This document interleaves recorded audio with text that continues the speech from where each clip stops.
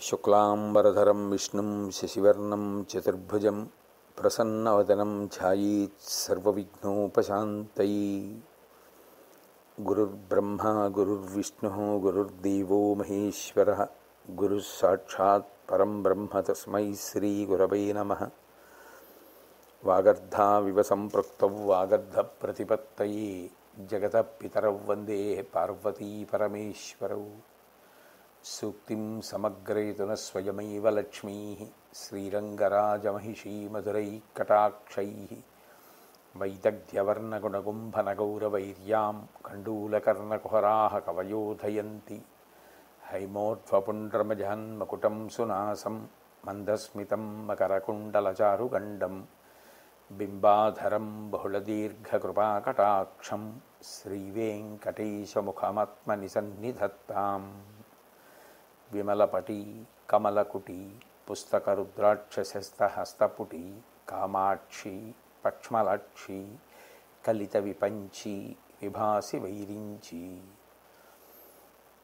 నారాయణం నమస్కృత్య నరం చైవ నరోత్తమం దేవీం సరస్వతీం వ్యాసం తతో జయముదీరయేత్. హరి ఓం.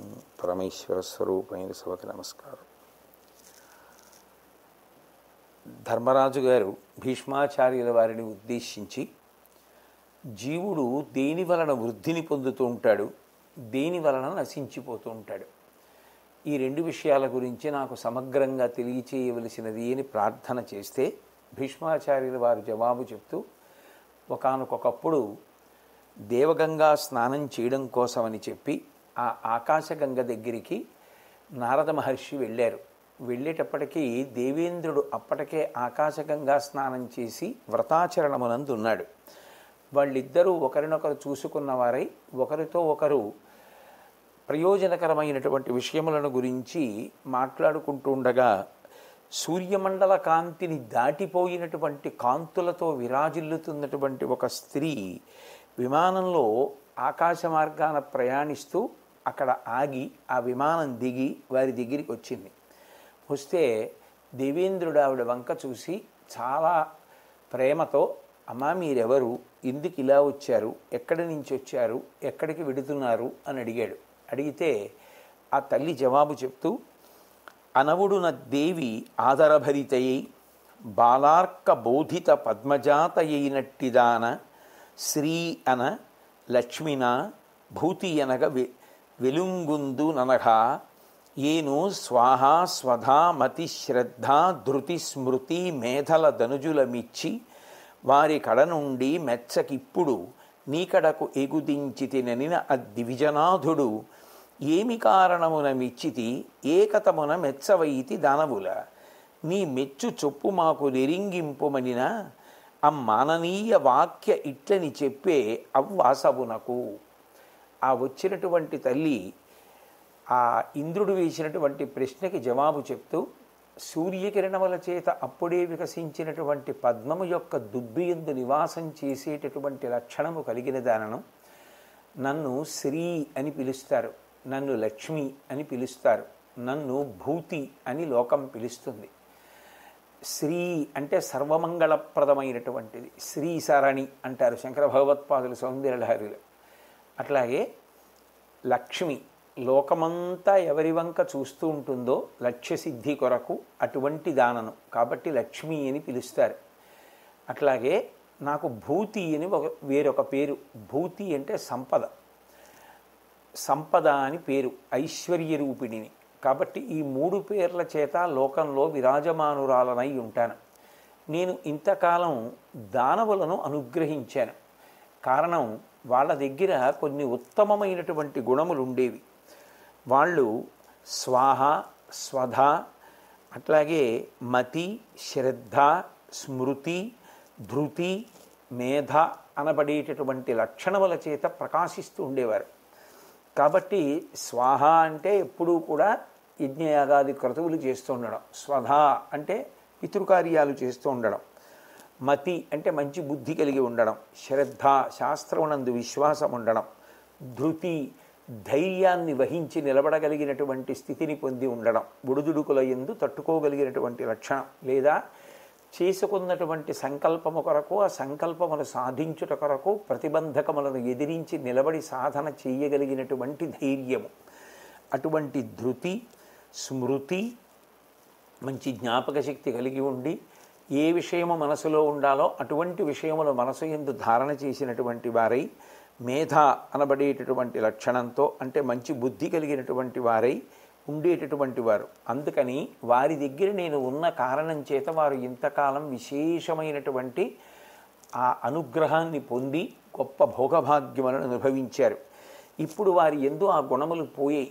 ఆ గుణములు లేని చోట నేను ఉండను. అందుకని ఇప్పుడు నేను ఆ రాక్షసుల్ని విడిచిపెట్టేశాను.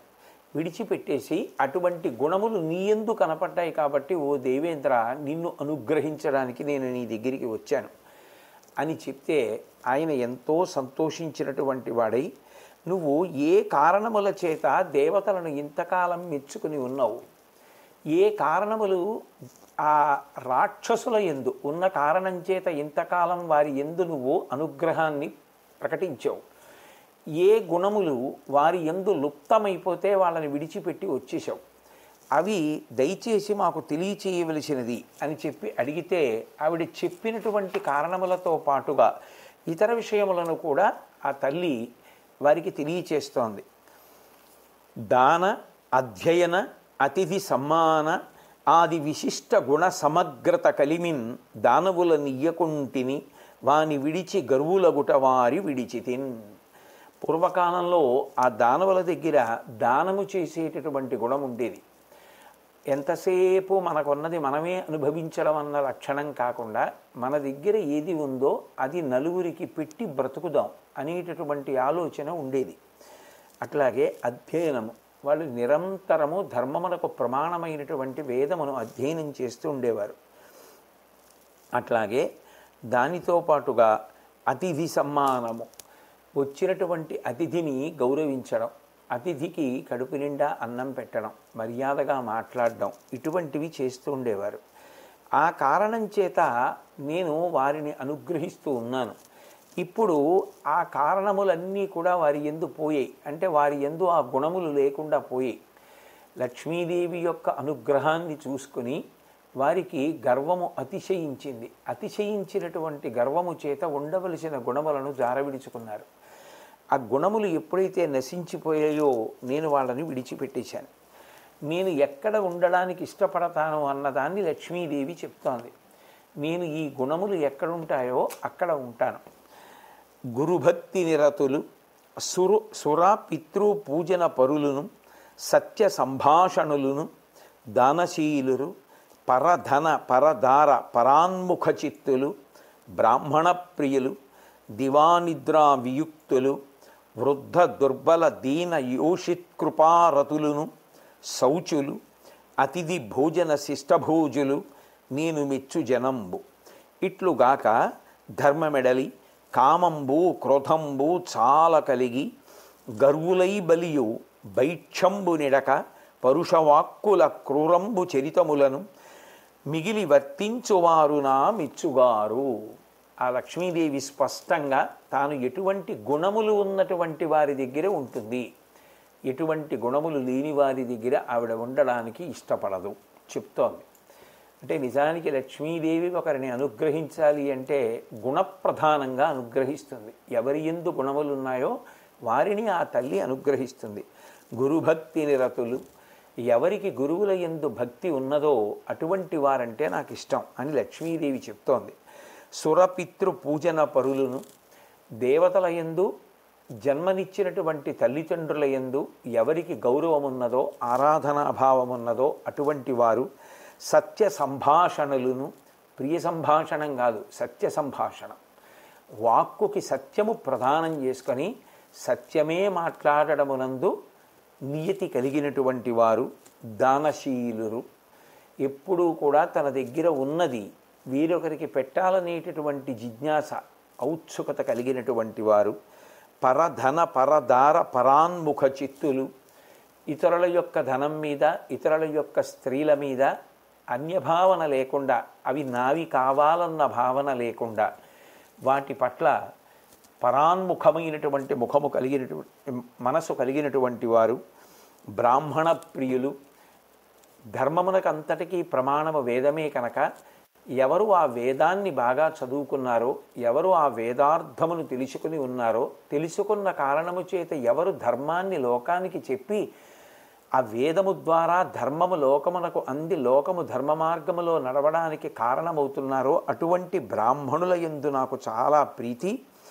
దివానిద్రా వియుక్తులు, పగటి పూట అదే పనిగా నిద్రపోవడం అలవాటు కానివారు, వృద్ధ దుర్బల దీన యోషిత్ కృపారతులను, వృద్ధులైనటువంటి వారిని ఆదరించేటటువంటి లక్షణం ఉన్నవారు, దుర్బలులు తగినంత బలం లేనిటువంటి శరీరంతో ఉన్న వాళ్ళ పట్ల ఆదరభావం కలిగినటువంటి వారు, దీనులైన వారిని ఆదరించాలనేటటువంటి సద్బుద్ధి ఉన్నవారు, స్త్రీల పట్ల దయ ప్రేమ కలిగినటువంటి వారు, శౌచులు, నిరంతరము బాహ్యాభ్యంతర శౌచమును పొంది ఉండేవారు. అంటే బాహ్యంలో శరీరాన్ని శౌచంతో ఉంచుకొని దుర్గుణములు దుర్మార్గమైన ఆలోచనలు మనసులోకి ప్రవేశించకుండా తనను తాను నియంత్రించుకుంటూ మంచి గుణములు మనసుకు ఆలంబనంగా ఇస్తూ లోపల స్వచ్ఛంగా ఉండేటటువంటి స్వభావము కలిగినటువంటి వారు, అతిథి భోజన శిష్ట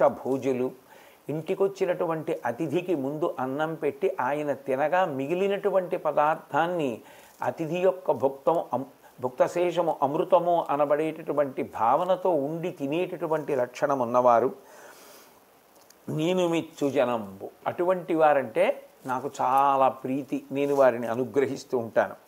ఇట్లు కాక ధర్మమెడలి, అట్లా కాకుండా ధర్మమునందు చాలా చులకన భావనతో ఉండి ఆ ధర్మాన్ని విడిచిపెట్టేటటువంటి వారు, ధర్మమునందు అనురక్తి లేనివారు, ధర్మానుష్ఠాన పరులు కానివారు, కామంబు క్రోధంబు చాలా కలిగి విశేషమైనటువంటి కోరికలతో వెంపర్లాడిపోయేటటువంటి వారు, ఎప్పుడు కోపంతో ఊగిపోయేటటువంటి లక్షణం ఉన్నవారు, అటువంటి వారు గర్వులై బలియు భైక్షంబు నిడక, చాలా గర్వంతో బలి కాని భిక్ష కాని ఎవరికీ పెట్టనటువంటి వారు, పరుష వాక్కుల క్రూరంపు చరితములను, అవతల వారితో మాట్లాడేటప్పుడు మాటయందు సౌమ్యత లేకుండా చాలా పరుషంగా మాట్లాడేటటువంటి లక్షణం ఉన్నవారు, చాలా క్రూరమైనటువంటి స్వభావము క్రూరమైనటువంటి పనులు చేసేటటువంటి ప్రవృత్తి కలిగినటువంటి వారు, మిగిలి వర్తించువారు నా మెచ్చుకారు, అటువంటి వారిని నేను మనసులో ఇష్టపడను కాబట్టి వారిని నేను ఆదరించను అని చెప్తూ ఆ తల్లి ఇంకా మంచి గుణములు కలిగినటువంటి వారు ఎటువంటి వారు అన్న విషయాన్ని చెప్తోంది. బుద్ధియు ధృతియును నీతియు శ్రద్ధయు సన్నతియు క్షమయు శాంతియు అనగా వృద్ధశ్రవ ఏడ్వురు మద్వృద్ధిప్రద దేవతలు శృతి స్మృతి కథితల్. 7 దేవతలు అంటే వాళ్ళు సాక్షాత్తుగా ప్రకాశస్వరూపులైనటువంటి వారు, అటువంటి గుణములు. ఆ గుణములు ఎవరి యందున్నాయో ఆ గుణముల వలన నా అనుగ్రహమును పొందుతూ ఉంటారు. ఆ గుణములు ఏవి అంటే బుద్ధియు అంటే నిశ్చయాత్మక శక్తి, ఒక నిర్ణయం చెయ్యడం, అది మంచి నిర్ణయములు చేసుకునేటటువంటి వారు. మంచి నిర్ణయం ఎప్పుడు చేసుకుంటారు? మంచి విషయములు లోపల ఉంటే.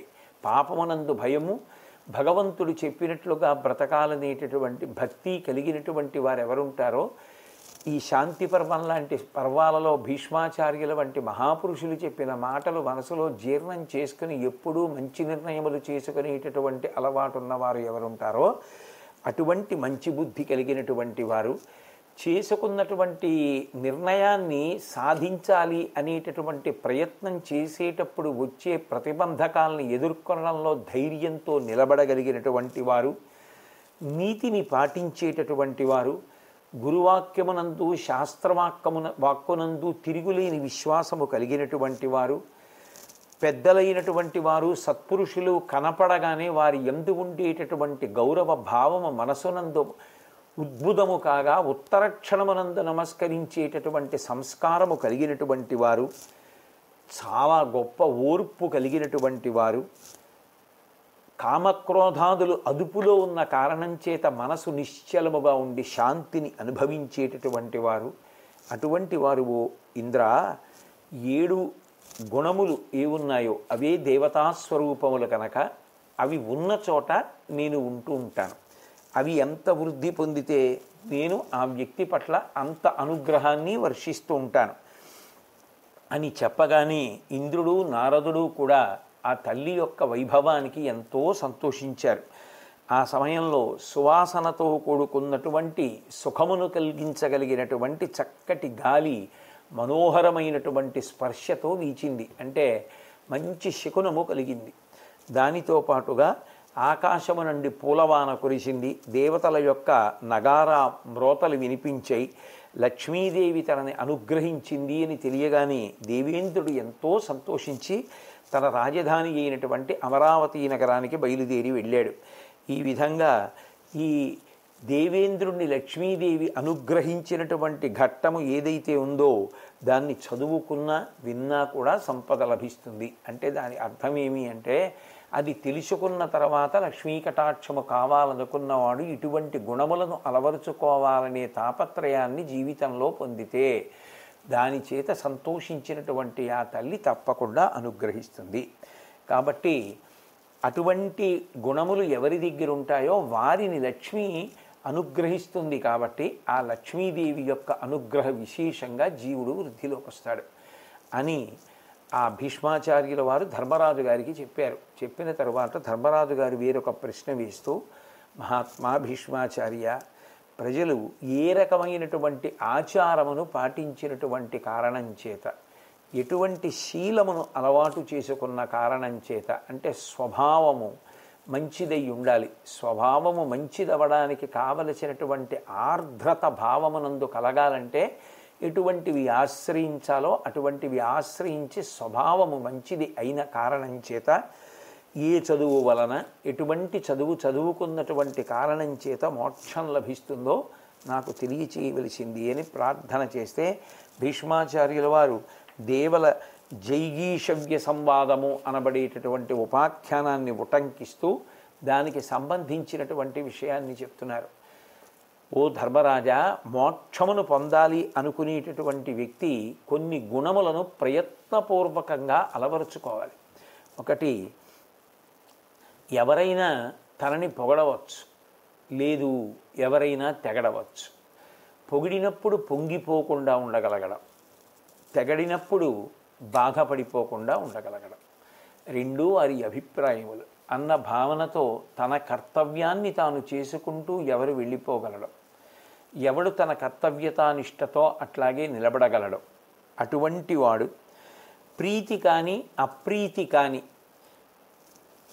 ఆ పొగిడిన వారి పట్ల కానీ తెగడిన వారి పట్ల కానీ లేకుండా సమభావంతో ఉండగలిగినటువంటి వాడు, అవతలవారు చాలా కోపాన్ని పెట్టుకొని నింద చేసినప్పటికీ కూడా ఏ విధమైనటువంటి శాంతిని కోల్పోకుండా అటువంటి ప్రశాంతతతోనే ఉండగలిగినటువంటి వాడు, జ్ఞానమును పొందినటువంటి వాడు ఎవరున్నాడో వాడు మోక్ష పదమునందు ప్రయాణించడానికి కావలసిన అనుష్ఠానములు చేస్తున్నవాడు. అట్లాగే ఒకటి కోరిదాని కుల్లంబు కందంగా జాలిపడమి, ఏమి సంభవించనేని దాన తృప్తి నూనుట, తప్పిన పనికి భగవకునికి భవ్యగుణము.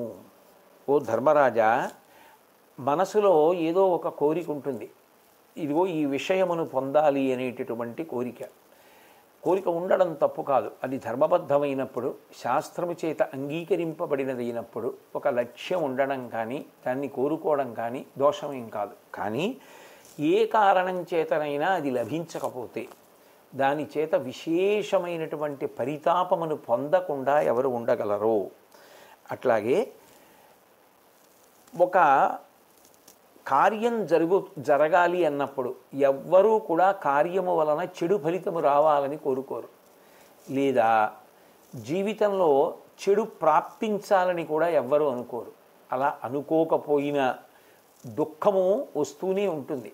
ఆ మంచి యందు చెడు యందు కూడా ఒకే భావనతో ఉండగలిగితే, అంటే మంచి జరిగినప్పుడు పుణ్యము క్షయమైందని, దుఃఖము వచ్చినప్పుడు చేసినటువంటి పాపము క్షయమైందని ఆ కర్మ సిద్ధాంతమునందు నమ్మకంతో పొంగు కుంగు లేకుండా నిలబడగలిగినటువంటి వాడు, చింత పెట్టుకోకుండా ఉండగలిగినటువంటి వాడెవరో వాడు మోక్షపథం వైపుకి ప్రయాణం చేస్తున్నాడు అని గుర్తు. అట్లాగే సంతోషము అంటే ఎప్పుడూ సంతోషంతో ఉండగలగడం మంచి లక్షణం. సంతోషం లేకపోవడం, ఎన్ని ఉన్నా ఎప్పుడూ ఏదో లేదని ఏడుపు, అది చెడ్డ గుణం కదా. అందుకని సంతోషంగా ఉండలేకపోవడం అంటే భగవంతుడు ఏది తనకిచ్చాడో అది జ్ఞాపకం లేదు, ఎప్పుడూ ఏడవడానికి కారణం ఏదో ఇవ్వలేదన్న ఏడుపు. ఇక ఎవరు బాగు చేయగలరు? కాబట్టి అట్లాగే దురభిమానం, నా అంత గొప్పవాణ్ణి నేననేటటువంటి వెర్రితలలు వేసినటువంటి అభిమానం, ఎప్పుడూ ఎవరికో ఉన్నటువంటి గుణమో వైభవమో, వారికి ఉన్నటువంటి పాత్రతయో, లేకపోతే వారికి ఉన్నటువంటి అభినవేశమో, వారికి ఉన్నటువంటి సమర్థతయో చూసి నాకన్నా వారు ఎక్కువ అన్న విషయాన్ని అంగీకరించగలిగితే హాయిగా రెండు చేతులు ఎత్తి నమస్కరించి సంతోషంగా వెళ్ళిపోవచ్చు. వారు నన్ను ఆశీర్వదించి నేను కూడా అంత వాణ్ణి కావాలి అని కోరుకోవచ్చు. అలా అనుకోలేనప్పుడు ఏమవుతుందంటే అవతల వారి యొక్క సమర్థత పట్ల, శక్తి పట్ల అన్యభావన పెంచుకున్నవాడై అసూయతో ప్రవర్తించి నిరంతరం కుపితుడైపోయి రగిలిపోతూ ఉంటాడు. అటువంటి చెడు గుణము. అట్లాగే ఎప్పుడు ఏవో అవతల వారు ఏమైపోయినా పర్వాలేదు, నా వైపు నుంచి అది తప్పు అయినా పర్వాలేదు, అవతల వారు బాధపడితే చాలు అని అపరాధ బుద్ధితో ఉండడం. అట్లాగే గర్వం, ఏదో ఒక విషయాన్ని పట్టుకోవడం, నా అంత వాడేడి అంటుండడం. నాకన్నా పొడుగ్గా ఎవరుంటారు, నాకన్నా పొట్టిగా ఎవరుంటాడు, నాకన్నా తెల్లగా ఎవరుంటారు, నాకన్నా నల్లగా ఎవరుంటారు, నాకన్నా అందంగా ఎవరుంటారు, నాకన్నా చదువు వచ్చిన వాడెవరు, నాకన్నా డబ్బున్నవాడెవరు, నాకన్నా సమర్థుడెవడు, నాకన్నా బాగా నిర్ణయం ఎవడు చేయగలడు. గర్వపడాలనుకోవాలి కానీ గర్వపడడానికి కారణాలే ఉండవా? అన్నిటికన్నా కారణం ఉండేది గర్వపడడానికే ఉంటుంది. గర్వపడడానికి ఏదో కారణం, ఆ కారణం తలుచుకోవడం నా అంతవాణ్ణి నేను అనుకుని గర్వపడుతూ ఉండడం. కాబట్టి ఆ గర్వపడేటటువంటి లక్షణం. ఎప్పుడు తన గొప్పతనాన్ని తలుచుకొని నేను ఇంత వాణ్ణి అనుకుని మురిసిపోతూ ఉండడం, లేదా గుప్తంగా మనసులో నేను అంతవాణ్ణి కాలేకపోయానని ఏడుస్తూ ఉండడం. అంతవాణ్ణి కాలేకపోయాను అంటే తనకన్నా అధికులైన వారు ఎవరో ఉన్నారు, ఉంటే ఉండరా లోకంలో, వారికి నమస్కారం చేయి, వారి ఆశీర్వచనం పొందు, వారి మనసులో మంచి స్థానాన్ని పొందు. నువ్వు వృద్ధిలోకి రావాలనేటటువంటి కోరిక వారి మనసులో నిలబడేటట్టు చేసుకో, ఎంత అనుగ్రహాన్ని పొందుతావు. వారి మనసులో నిన్ను ప్రేమగా భావన చేస్తే ఇంకా నీకు అంతకన్నా ఏం కావాలి? నువ్వు ఎప్పుడైనా కొంచెం నీరసంగా కనపడితే వెంటనే ఆయన నీ గురించి భోగట్టా చేసి ఏం అలా ఉన్నారు నీరసంగా అని అడిగితే చాలా, దానికి అంతకన్నా ఆశీర్వచనం ఇంకేం కావాలి? అటువంటి మంచి సంపాదించుకోవడానికి అవతల వారి యొక్క ఆధిక్యతని అంగీకరించగలిగితే చాలు. కానీ అది అంగీకరించలేకపోతే ఆయనకి పోయేది ఏమీ ఉండదు. ఎందుకు పోదు అంటే ఆయనకుండే సరస్వతీ కటాక్షమో, లక్ష్మీ కటాక్షమో, శక్తి కటాక్షమో ఆయనకున్నది, ఆయన సంతోషంగా ఉన్నారు. ఆయన అలా ఉన్నారని ఏడిచి నేను పాడవుతాను. కాబట్టి అట్లా ఎప్పుడూ తన తక్కువతనాన్ని భావించుకుని బాధపడిపోతూ ఉండడమో, నేను ఎక్కువ అన్న భావన పొంది అహంకరిస్తూ ఉండడమో, ఇవి సదాచారముతో కూడుకున్నటువంటి విషయములకు ప్రాతిపదికలు కాలేవు. అటువంటి వాడు మంచి పనులు చెయ్యలేడు.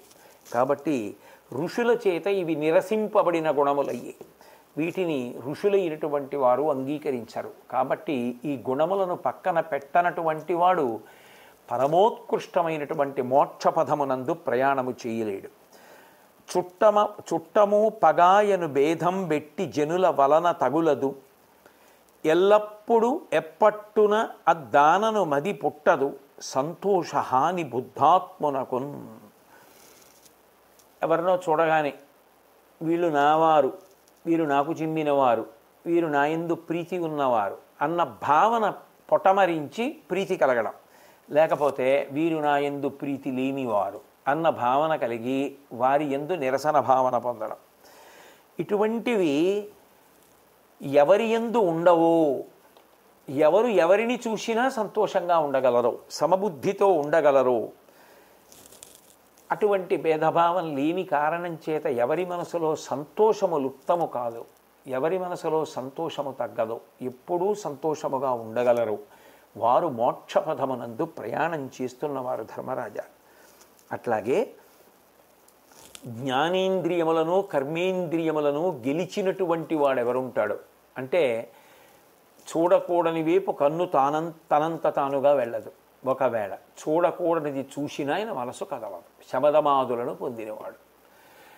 అటువంటి స్థితిని ఎవడు పొందాడో, ఏది చూసినా యద్యద్విభూతిమత్సత్వం శ్రీమదుర్జితమేవవా తత్తదేవావగచ్చత్వం మమ తేజోంశ సంభవం అని, ఏది లోకంలో ప్రకాశవంతంగా కనపడినా ఇది సాక్షాత్ ఆ పరదేవత యొక్క అనుగ్రహం మిక్కుటంగా అక్కడ కనపడుతోంది అని మనసులో వెంటనే ఎవడు నమస్కరించగలడో, అటువంటి ఉదాత్త భావములు, ఉత్తమ భావనలు ఎవరి యందు ఉన్నాయో వాడు ఎప్పుడూ హృదయమునందు శాంతిని పొంది ఉంటాడు.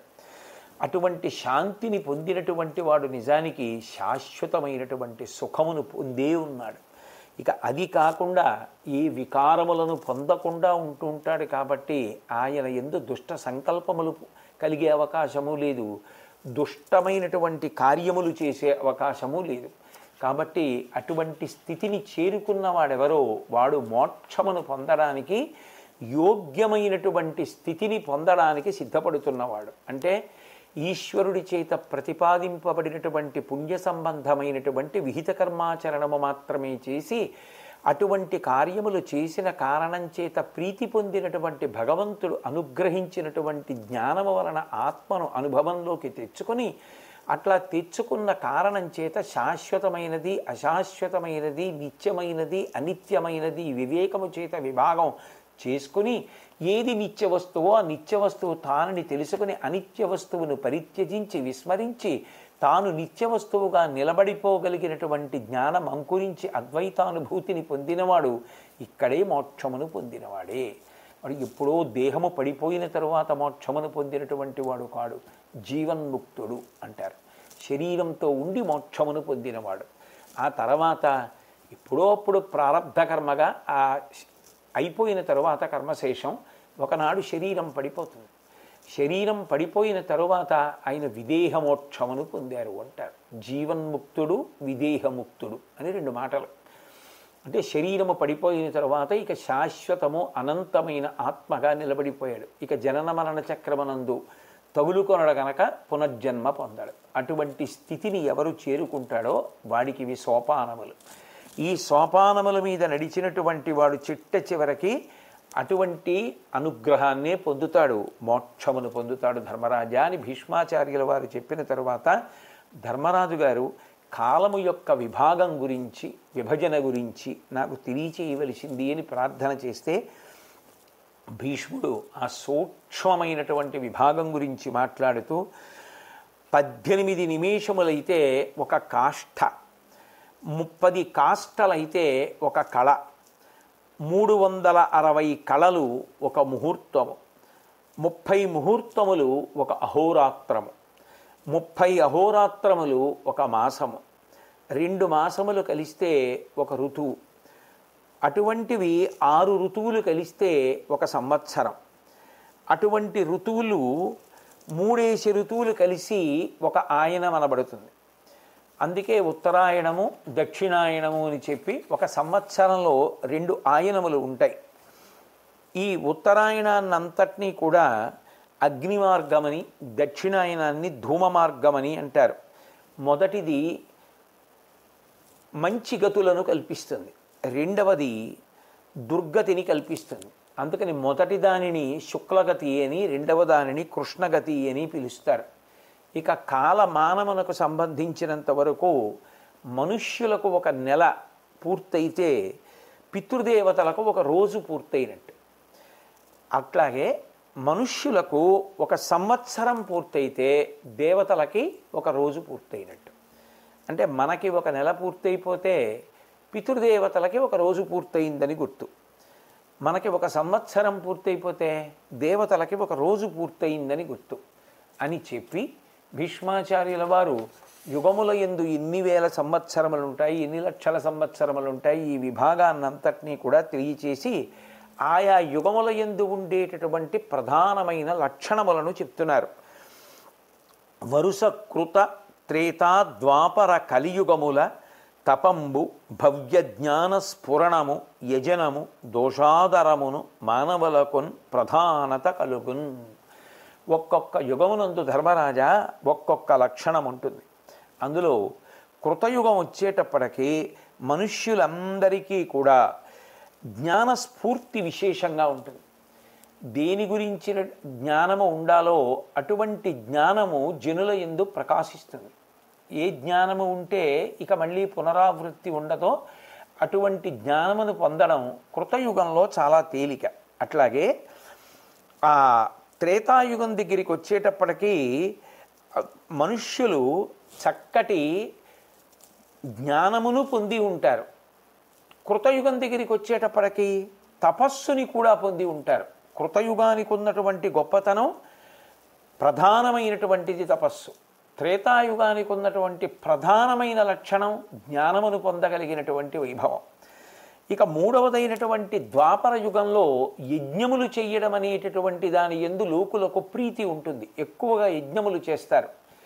కలియుగం వచ్చేటప్పటికీ ఏవి చెయ్యకూడదని నిషేధింపబడ్డాయో అవి చెయ్యడంలోనే ఎక్కువ అనురక్తి ఉంటుంది. అది యుగం యొక్క లక్షణం. కాబట్టి ధర్మరాజా, కృతయుగంలో అయితే తపస్సు యందు, త్రేతాయుగంలో అయితే జ్ఞానమునందు, ద్వాపర యుగంలో అయితే యజ్ఞమునందు, కలియుగమునందైతే దోషమునందు, దోషము అంటే ఏది చెయ్యకూడదో అటువంటి వాటి యందు ప్రీతి కలిగి ఉంటారు. న్యాయంబులు, ధర్మంబులు, ఆయువులు, తనూబలములు అంతంతకు వత్స ఎంతయు తరుగున్ త్రేతాయుగము తొడంగి మనుజతతి కరయంగన్. త్రేతాయుగం తర్వాత నుంచి కూడా క్రమంగా న్యాయము, ధర్మము, ఆయుర్దాయము, శరీరమునకు బలము తగ్గిపోతుంటాయి. కలియుగం దగ్గరికి వచ్చేటప్పటికి మరీ బాగా క్షీణించిపోతాయి. ఇవి యుగమునందుండేటటువంటి లక్షణములు అని చెప్తూ ఆయన కొన్ని విశేషాలని చెప్పారు. ఆ భీష్మాచార్యుల వారు మనిషి ప్రధానంగా 4 ఆశ్రమముల యందు ఉంటాడు. బ్రహ్మచర్యము, గృహస్థాశ్రమము, వానప్రస్థము, సన్యాసము అని 4 ఆశ్రమములు. ఈ 4 ఆశ్రమములలో మొదటిదైనటువంటి బ్రహ్మచర్యాశ్రమాన్ని మొట్టమొదట వ్యక్తి ఆశ్రయిస్తాడు. ఈ ఆశ్రయంలో ఉండగా భృత్యుడి వలె గురువుకి సేవ చేస్తుంటాడు. ఎందుకంటే జ్ఞానమంతా గురువు వలన అందాలి కాబట్టి గురు శుశ్రూష చేసి, గురుసేవ చేసి, తద్వారా గురువుల యొక్క అనుగ్రహంతో జ్ఞానమును పొందడానికి వీలుగా గురుసేవ ప్రధానంగా బ్రహ్మచర్యాశ్రమాన్ని గడుపుతాడు. అట్లాగే గురువు భోజనం చేసిన తరువాత తాను భోజనం చేస్తాడు. ఎందుకని అంటే గురోచ్ఛిష్టం తేజోకారకము అనేటటువంటిది ప్రధానమైన విశ్వాసముగా పొంది ఉంటారు. అలా పొంది ఉన్న కారణం చేత గురువు భుజించిన తరువాత భుజిస్తూ ఉంటారు. అట్లాగే గురువుగారు పడుకున్న తర్వాత గురువుగారికి సేవ చేసి, వారు శరీరంలో ఉంటే కదా మంచి మాటలు చెప్పడం, అందుకని వారు సుఖనిద్రని పొందాలి అని, వారు పొందిన బడలిక తీరాలి అని వారి పాదములకు సేవించి, అంటే కాసేపు కాళ్ళు పట్టి శిష్యుడు కూడా విశ్రమిస్తూ ఉంటాడు. గురుసేవ ప్రధానంగా గురువు కన్న తండ్రి ఎలా చూస్తాడో అట్లా శిష్యుల్ని చూసుకుంటూ ఉంటాడు. గురుపత్ని కన్న తల్లి ఎలా చూసుకుంటుందో శిష్యుల్ని అలా చూసుకుంటూ ఉంటుంది. దాని చేత ఆ గురుసేవ ద్వారా గురువుల యొక్క అనుగ్రహాన్ని పొంది వారి అనుగ్రహము ద్వారా జ్ఞాన సముపార్జన చేస్తాడు. బ్రహ్మచర్యాశ్రమం అంతా కూడా ప్రధానంగా జ్ఞాన సముపార్జనకు సంబంధించినటువంటి ఆశ్రమము. తర్వాత జీవితంలో పావు వంతు గృహస్థాశ్రమంలో గడుపుతాడు. ఆ గృహస్థాశ్రమంలో ఉన్నప్పుడు సవినయంబున తన శక్తితో గురునకు దక్షిణ ఇచ్చి ఆతండు వనుపగా సమావర్తన కార్యంబు నడపి వివాహమై హవ్య కవ్యముల అతిథి తోషణ బాంధవ పోషణంబుల సత్య భాషల నిజదార పరత పుత్ర సంశిక్షన్ క్రతు విశేషంబులనొక ఆయురంశంబు గడపి గృహస్థ ధర్మవృత్తి కృతకృత్యుడగున్ అగ్ని విడువ కడవిన్ పూరి పంటల ఫలమూలములను భిక్షుపూజ సలుపుచు పరిశిష్టములు భుజించి తపముసేత వానప్రస్థ ధర్మసరణి. ఆ తర్వాత పావు వంతు జీవితాన్ని గృహస్థాశ్రమంలో గడిపేటప్పుడు వినయంతో బ్రహ్మచర్యంలో గురువుగారిని సేవించి జ్ఞానమును పొందిన తరువాత గురువుగారికి నువ్వు బయలుదేరి వెళ్ళి గృహస్థాశ్రమాన్ని స్వీకరించు అని చెప్పిన తరువాత సమావర్తనం చేసి గురువుగారికి ఇవ్వవలసినటువంటి దక్షిణ ఇచ్చి గురువుగారిని సంతోషపెట్టి, అంటే దక్షిణ కోసం చెప్తారని కాదు, కానీ గురువుగారికి దక్షిణ ఇచ్చి సంతోషపెడుతూ ఉంటారు. ఒక్కొక్కచో గురువుగారు పుచ్చుకోకపోవచ్చు కూడా. కాబట్టి దక్షిణ ఇచ్చి సంతోషపెట్టి అక్కడ నుంచి బయలుదేరి వచ్చి గృహస్థాశ్రమ ప్రవేశం కొరకని వివాహము చేసుకొని, ఆ వివాహము వలన కామమును ధర్మముతో ముడివేసుకొని ధర్మపత్నితో కలిసి తాను జీవితాన్ని పంచుకున్న కారణం చేత ధార్మికమైనటువంటి సంతానమును అర్ధరూపంగా పొంది అగ్నిని సేవించి యజ్ఞయాగాది క్రతువులను నిరపి బిడ్డలను పొంది ఆ బిడ్డలను చక్కగా ధార్మికంగా వృద్ధిలోకి తీసుకొచ్చి చేయవలసినటువంటి క్రతువులన్నింటినీ కూడా నడుపుతూ ఆ గృహస్థాశ్రమ ధర్మం పూర్తయిపోయిన తరువాత ఒక పావు వంతు జీవితాన్ని నేను గృహస్థాశ్రమం కొరకు వెచ్చించానన్న తర్వాత భార్యతో కలసి కానీ తాను ఒక్కడు కానీ, అంటే భార్య లేకపోయినా, భార్య అప్పటికి వెళ్ళిపోయినా అంటే శరీరం వదిలిపెట్టేసినా, లేదా ఆమె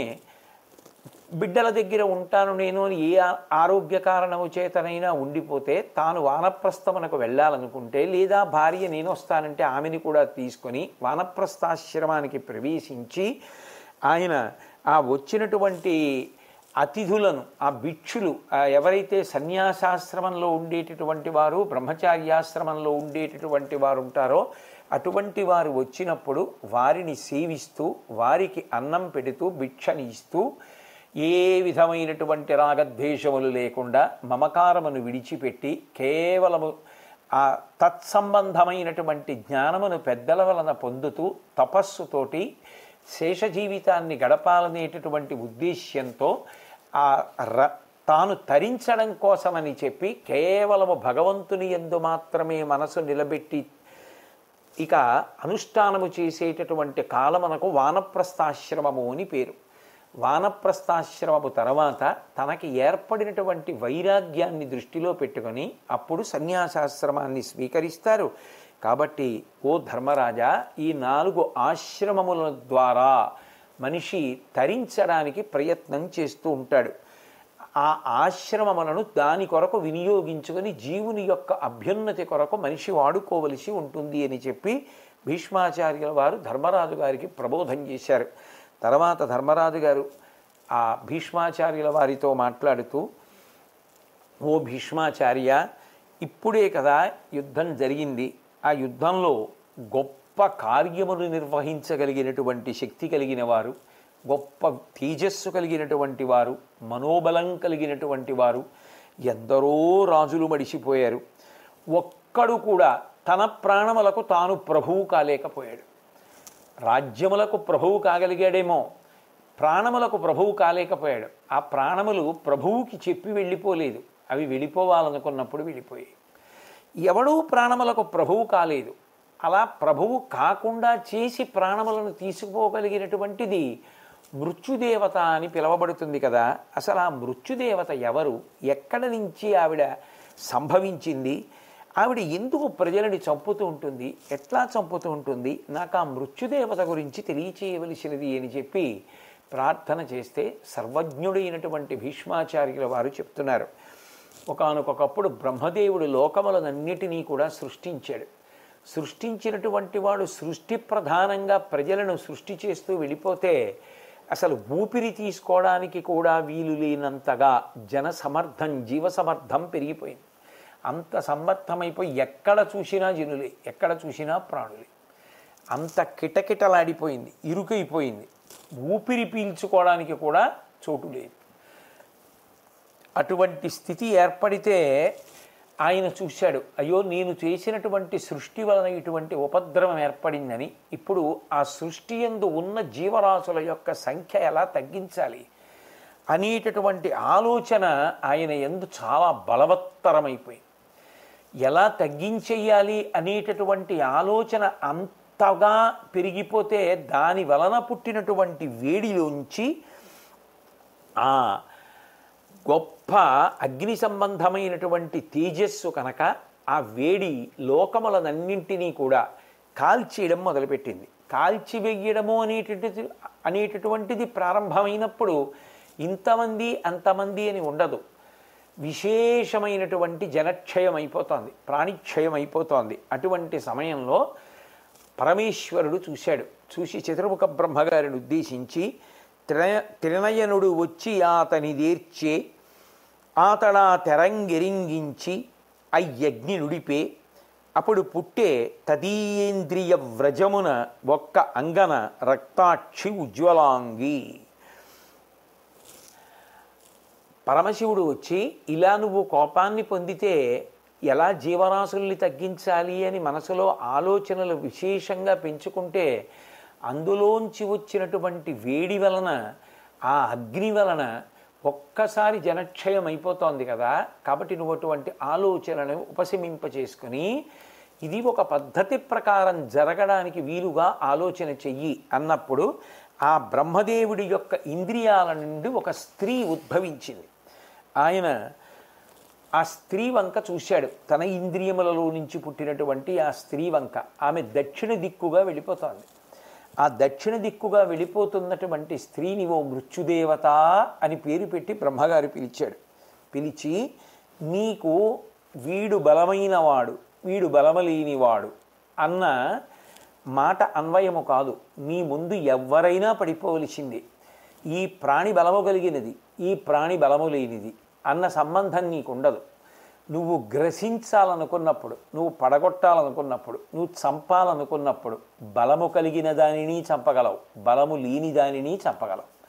నీకు అటువంటి శక్తిని ఇస్తున్నాను. కాబట్టి నువ్వు ఈ లోకంలో ఉండేటటువంటి ప్రాణులను ఆయా సమయముల యందు పడగొట్టు అంటే, ఆమె బోరున ఏడ్చి, నేను ఎట్లా ఈ సంహార ప్రక్రియ చేస్తాను, నేను ఎలా చంపుతాను, నేను ఇది చెయ్యలేను, ఎందుకంటే ఇది క్రూర కార్యం.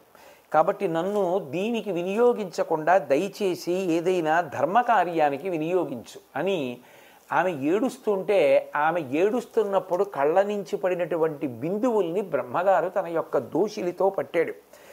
పట్టి, నువ్వు ఇందుకే జన్మించావు, నిన్ను నేను ఇందుకే సృజించాను, కాబట్టి నువ్వు ఈ కార్యక్రమమే చెయ్యాలన్నాడు. ఆమె అటువంటి క్రౌర్యముతో కూడుకున్న కార్యాన్ని చెయ్యలేక చాలా బాధపడి, నేను ఇటువంటి పని చేస్తే ఒక వ్యక్తి పడిపోయినప్పుడు ఆయన స్నేహితులు, బంధువులు లేదా ఆవిడ బంధువులు, ఆవిడ స్నేహితులు చుట్టూ చేరి ఏడుస్తారు. లేచినది మొదలు ఈ ఏడుపులకు కారణం నేను కాలేను, నేను తపస్సు చేసుకుంటానంటే బ్రహ్మగారు నవ్వి ఊరుకున్నాడు. ఆమె వెంటనే కౌశికి, గంగా, నంద మొదలైనటువంటి అనేకమైన పవిత్ర నదుల దగ్గరికి వెళ్ళి స్నానం చేసి తీవ్రమైనటువంటి తపస్సు చేస్తోంది. ఆమె హిమవత్ పర్వత శిఖరాన్ని చేరింది. చిట్ట చివరికి గొప్ప నిష్ఠతో తపస్సు చేస్తోంది. ఇలా తపస్సు చేస్తుండగా బ్రహ్మగారు ఆవిడ దగ్గరికి వచ్చి, ఓ బిడ్డ, నువ్వు చేస్తున్నటువంటి తపస్సుని విడిచిపెట్టు. ఎవరు ఏ కార్యక్రమం కోసం సృజింపబడ్డారో వారు ఆ కార్యక్రమాన్ని నిర్వర్తించవలసి ఉంటుంది. కర్తవ్యాన్ని నిర్వహించడంలో సంతోషాన్ని పొందాలి తప్ప మనకిష్టమైనది ఎంచుకొని కాదు కదా. కాబట్టి నువ్వు ఎటువంటి కర్తవ్యము కొరకు సృజింపబడ్డావో ఆ కర్తవ్యమును నెరవేర్చడం ద్వారా లోకమునకు ప్రయోజనం చేస్తున్నావు, ఈశ్వరుడి యొక్క ఆలోచనకు దోహదం చేస్తున్నావు అన్న విషయాన్ని స్మృతిలో పెట్టుకో. కాబట్టి నువ్వు నేను చెప్పిన పని చెయ్యవలసింది, తపోనిష్టను విడిచిపెట్టవలసినది అన్నాడు. ఆ స్త్రీ, కాదు కాదు, దయతో నన్ను రక్షించు, ఈ ప్రజా సంహారం తప్ప ఇంకొక కార్యాన్ని అప్పజెప్పమంది. కానీ ఆయన అన్నాడు, ఈ ప్రజా సంహారం అనేటటువంటిది జరగవలసిన ప్రక్రియ, తప్పదు, లేకపోతే లోకమునందు ఇబ్బంది ఏర్పడుతుంది. ప్రాణులు పుట్టడం పెరగడమే తప్ప మరణించడం అనేది లేకపోతే దాని వలన వారికి ఎంతో ఇబ్బంది కలుగుతుంది. కాబట్టి నువ్వు అనుగ్రహించు అంటే ఆమె ఇక ఆయన మాటలు కాదనలేక, నేను అట్లాగే చేస్తాను, కానీ ఆ సంహార ప్రక్రియకి ఏమి కారణములు అంటే, ఆయన నువ్వు ఒకప్పుడు నేను ఈ పని చెయ్యలేనని బాధపడ్డావు. ఆ బాధపడ్డప్పుడు, ఏడ్చినప్పుడు నీ కంటి వెంట పడినటువంటి బిందువులను నేను చేతితో పట్టాను. అవన్నీ కూడా రోగములుగా మారిపోతాయి. ఈ రోగములు ప్రాణులను పట్టుకుంటాయి. నిజానికి నువ్వు చెయ్యవలసినది ఆఖరణ ప్రాణం తీయడం. నిజానికి ప్రాణం పోవడానికి కావలసినటువంటి వ్యవస్థనంతటినీ ఆ రోగం చేసేస్తుంది. నీ కన్నీటి బిందువులలోంచి పుట్టినటువంటి రోగములు ఆయా సమయములకు ఇక ప్రాణములు వదిలిపెట్టాలన్న వేళకి ప్రాణులను చేరుతాయి.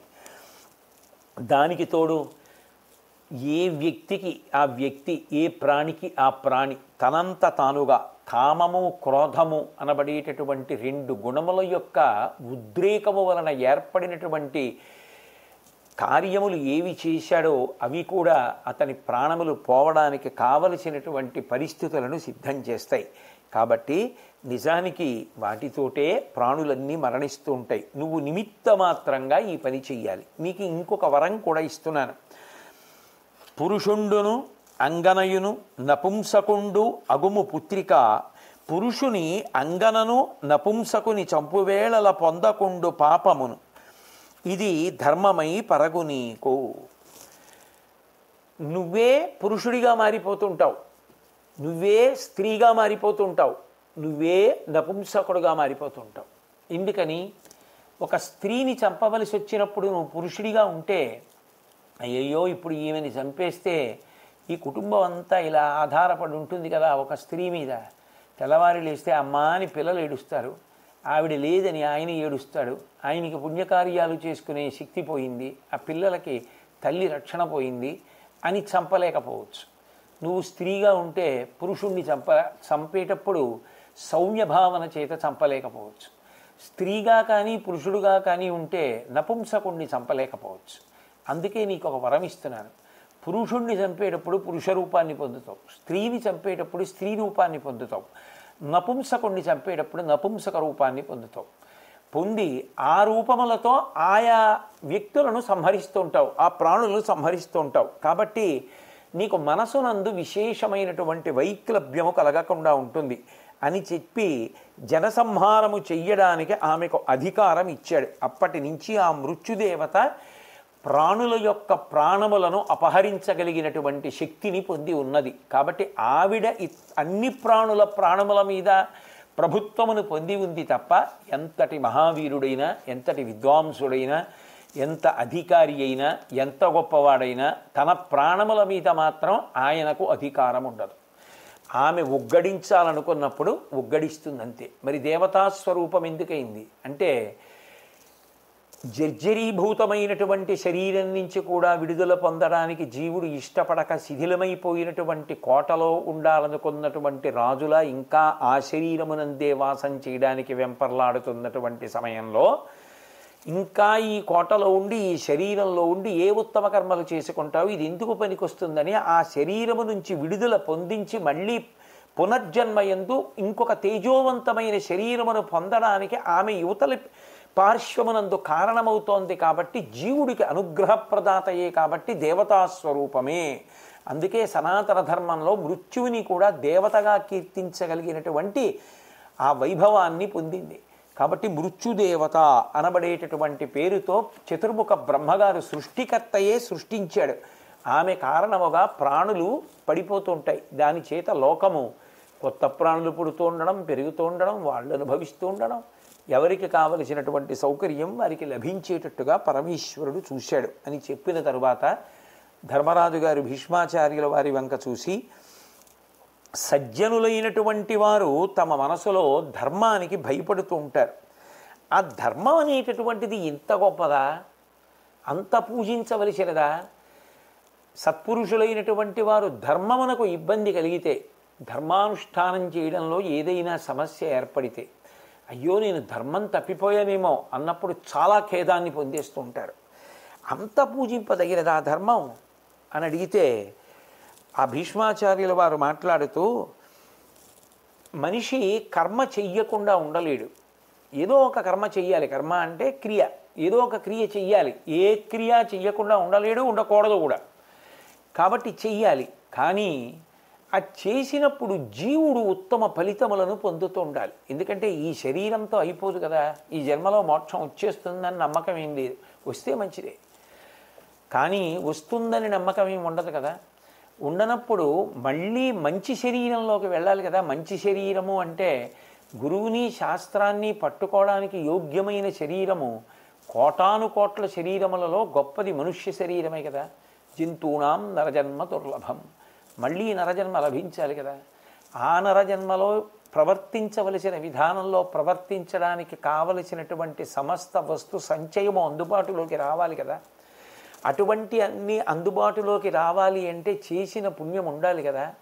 అటువంటి పుణ్యకర్మలు చెయ్యడానికి అనురక్తి లేకుండా ఉత్తమ ఫలితాలు పొందడానికి అవకాశము లేని కర్మలు చేయడం వల్ల ప్రయోజనం ఏమిటి? ఏదో చవిటి నేల దగ్గరికి వెళ్ళి విత్తనాలు పెట్టి నీళ్లు పోసారనుకోండి, అవి అంకురాలు ఏమొస్తాయి?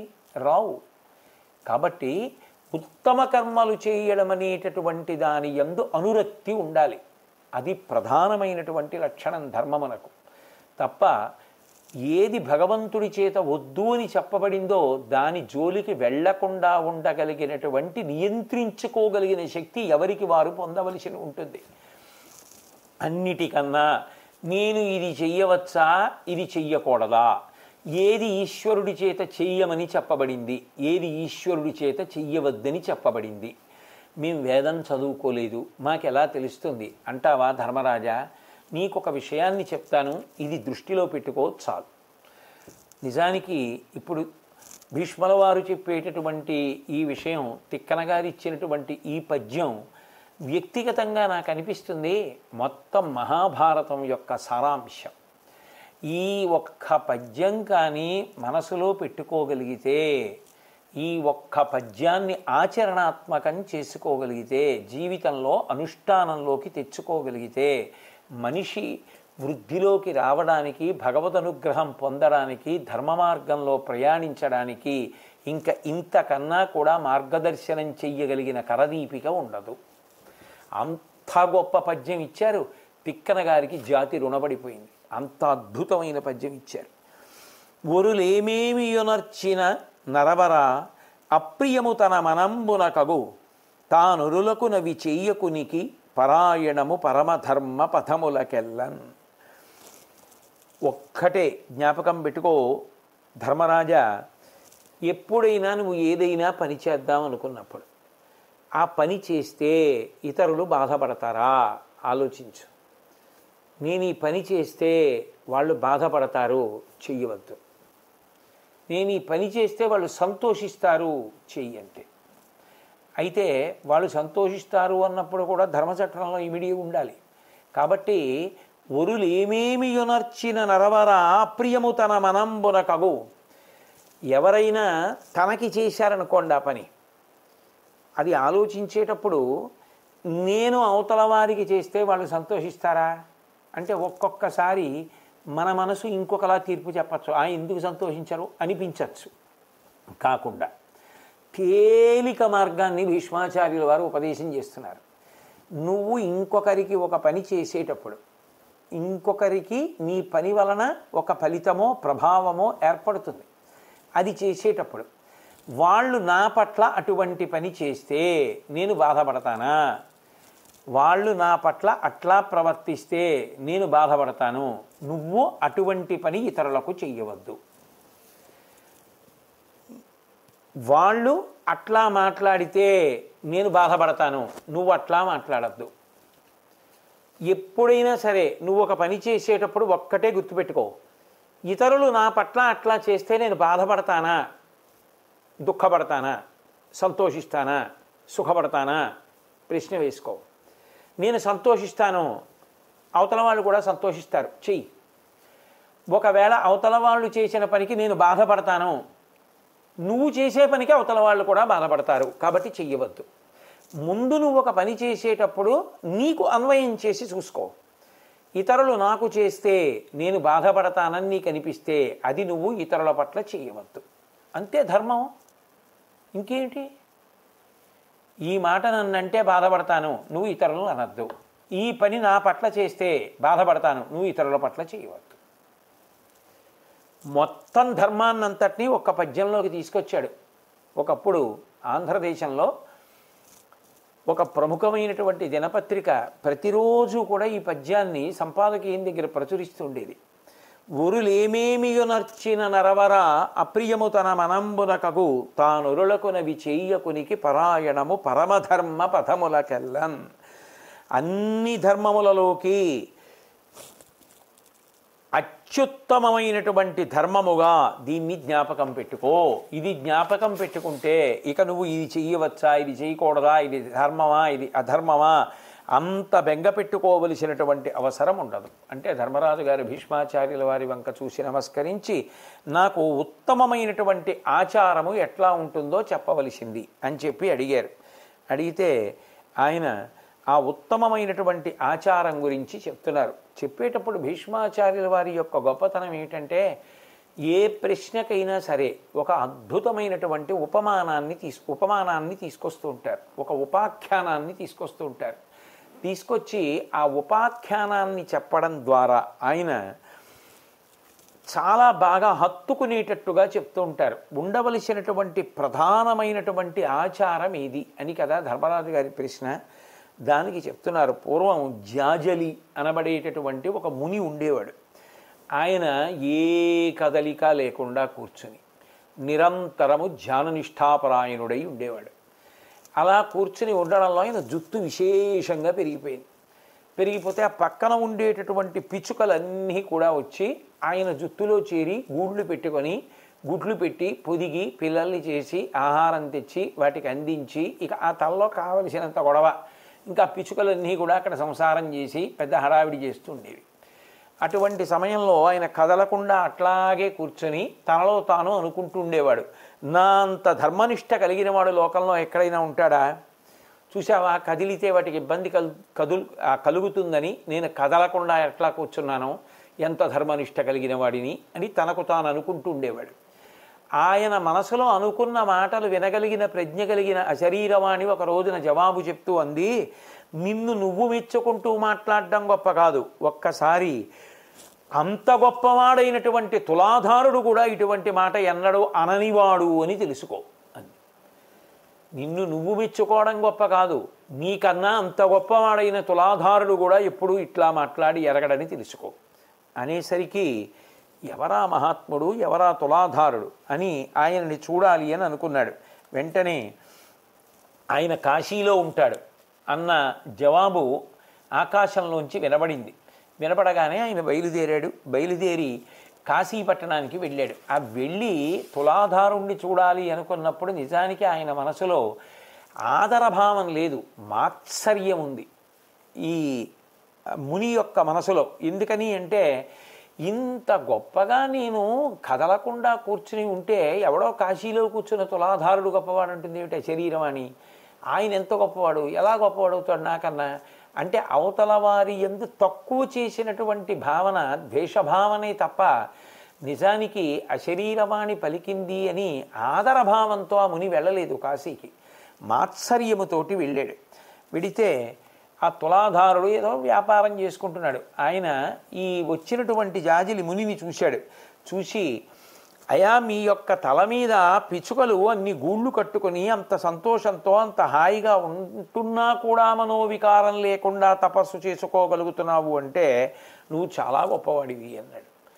ఆయన ఆశ్చర్యపోయాడు ఆ జాజిలి. ఎందుకనంటే, నేను ఏ మనోవికారమును పొందిన కారణం చేత అశరీరవాణి నాకు హితవు చెప్పిందో ఆ భావన ఈయన వెంటనే గ్రహించి నన్ను అట్లా సంబోధించి మాట్లాడాడే అనుకున్నాడు. అనుకున్న తర్వాత, నీకు జ్ఞానాతిశయము ఎట్లు కలిగినది అని అడిగాడు తులాధారుణ్ణి. అడిగితే ఆ తులాధారుడు జవాబు చెప్తూ, విలుచుట నమ్ముట నొలయదు వంచన అర్హలాభంబున అనుభవింతు సరి సిద్ధ్యసిద్ధులు సమలోష్ట కాంచనమయ్యుండు మనసు నిందాభినుతులు హింసయు ఆత్మ ప్రశంసయు లేవు భూతంబులయందెల్లా దయఘటిల్లు అభయ దక్షిణమగు అంచిత సత్య యాగము సిల్లు కోర భోగమును ఇషము ఎవ్వరికి మేలు చేసిన ఇంత చేసినాడనను బుద్ధి మమత ఎన్నండు నాకు కలుగదు.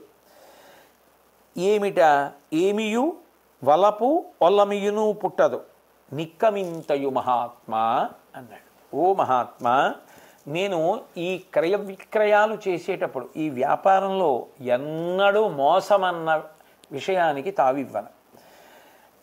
ఎంతొచ్చింది అని కాదు, వచ్చిన లాభాన్నే అనుభవిస్తాను. ఒక్కొక్కసారి నష్టం వచ్చినా సమభావంతోనే ఉంటాను. మట్టి పెళ్ళనైనా బంగారాన్నైనా ఒక్కలాగే భావన చేస్తాను. స్తుతికి పొంగిపోను, నింద చేస్తే కుంగిపోను. నన్ను నేను పొగుడుకోవడం అనేటటువంటిది ఎన్నడూ చెయ్యను. నువ్వు అడిగావు కాబట్టి చెప్పవలసి వచ్చింది కాబట్టి చెప్పడమే తప్ప, నేను ఏర్పరుచుకున్న గుణములు అని చెప్పడం తప్ప పొగుడుకోవడం కోసం కాదు. నన్ను నేను ఎన్నడూ పొగుడుకోవడానికి ఇష్టపడను. అన్ని ప్రాణుల పట్ల దయ కలిగి ఉంటాను. నేను సత్యాన్ని ఎప్పుడూ పలుకుతూ ఉంటాను. దాని కారణము చేత లోకమునకు భయము రాదు. ఎందుకని అంటే ధర్మ సూక్ష్మమును తెలుసుకొని, సత్యమునందలి సూక్ష్మమును తెలుసుకొని భూతముల యొక్క క్షేమము కొరకు పలుకుతూ ఉంటాను. కాబట్టి నా వలన ఏ భూతములకు భయం ఏర్పడదు. భీష్ముడు పూర్వం చెప్పి ఉన్నాడు. భూతములకు ప్రాణ సంకటం కలిగిన స్థితిలో చెప్పినటువంటి సత్యము కూడా అబద్ధమే. ప్రాణుల యొక్క ప్రాణ రక్షణ కొరకు మాట్లాడిన అబద్ధము కూడా సత్యమే. అంటే ఆ ధర్మ సూక్ష్మము నెరిగి ప్రవర్తిస్తాను కాబట్టి నేను పలికిన పలుకుల వలన భూతములకు అభయస్థితి కలుగుతుంది. ఇక మితిమీరి సుఖాన్ని కోరను. మితిమీరిన కోరికలు నాకుండవు. అట్లాగే కీర్తిని కూడా నేను ఎన్నడూ కోరను.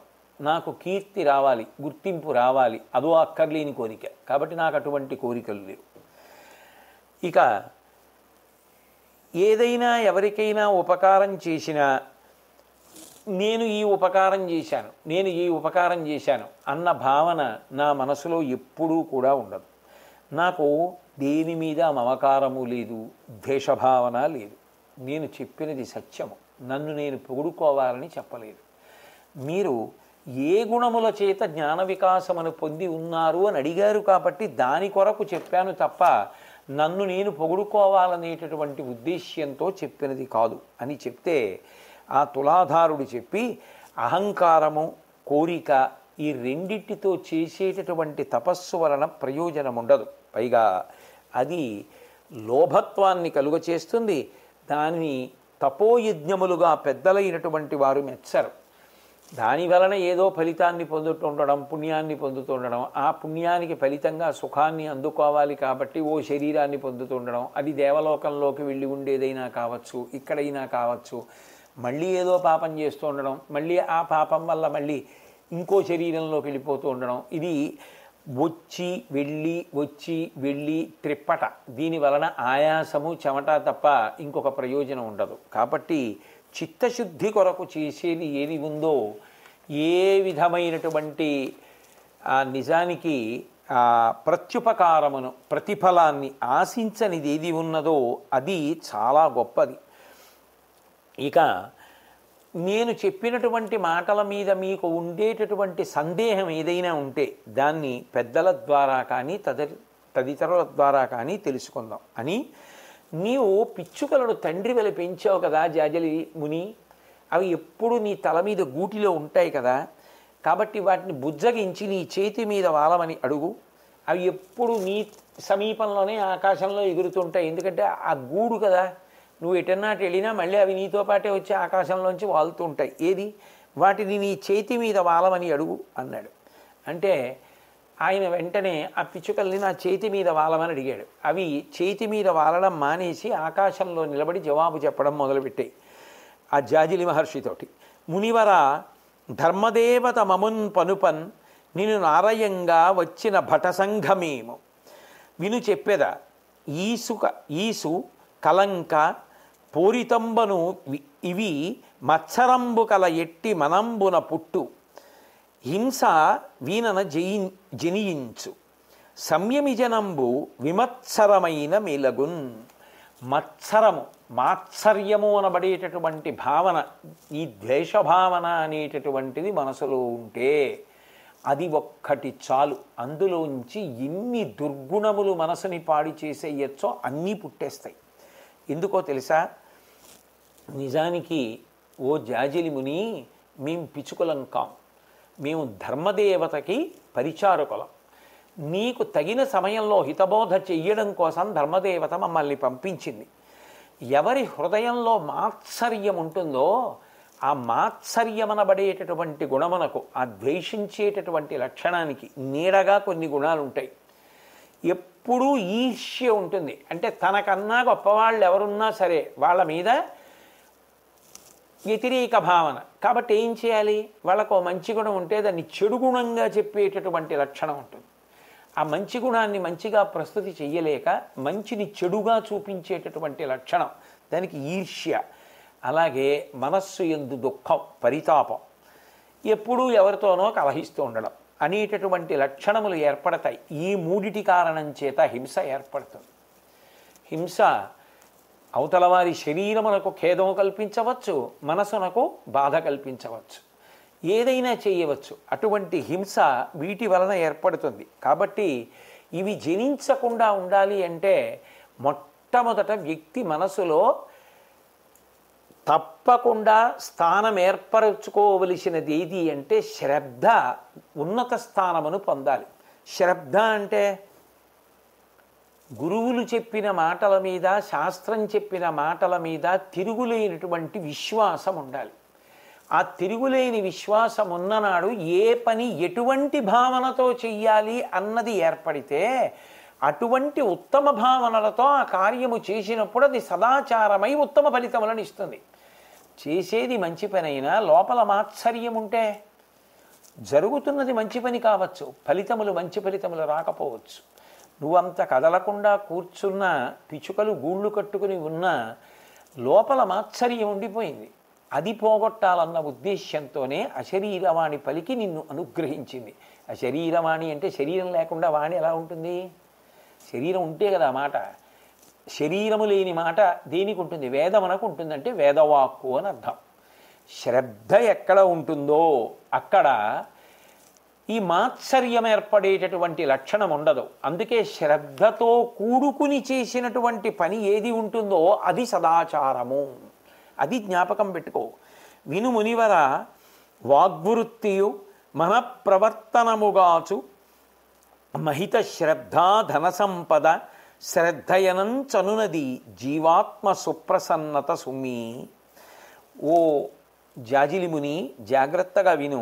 శ్రద్ధ అనేటటువంటి ధన సంపద ఎక్కడుంటుందో అక్కడ మన మాటని కానీ మనసుని కానీ ఈ రెండింటినీ చెడు త్రోవలో వెళ్లకుండా నియంత్రిస్తుంది. ఆ నియంత్రించినటువంటి కారణం చేత దుర్గుణములు ఏవీ లోపలికి రావడానికి అవకాశం ఉండదు. కాబట్టి ఆ వ్యక్తి తరించడానికి అవకాశం ఏర్పడుతుంది. కాబట్టి శ్రద్ధ అనేటటువంటిది ఎంతో గొప్పది. వినుము. శ్రద్ధ కలుగు మనుజుండు పాపంబు తొలగ త్రోవ నేర్చు తోలు డిగ్గ నోడ్వ వెరవు గలుగు నురగంబు చాట్పున కాన మేలు శ్రద్ధాదానుడగుట. ఏ విధంగా అయితే పాము అనాయాసంగా తన ఒంటి మీద పట్టినటువంటి కుబుసాన్ని తాను విడిచిపెట్టేస్తోందో అట్లా శ్రద్ధావంతుడైనటువంటి మానవుడు తనకి కలిగినటువంటి పాపాన్ని తాను తొలగించేసుకుంటూ ఉంటాడు.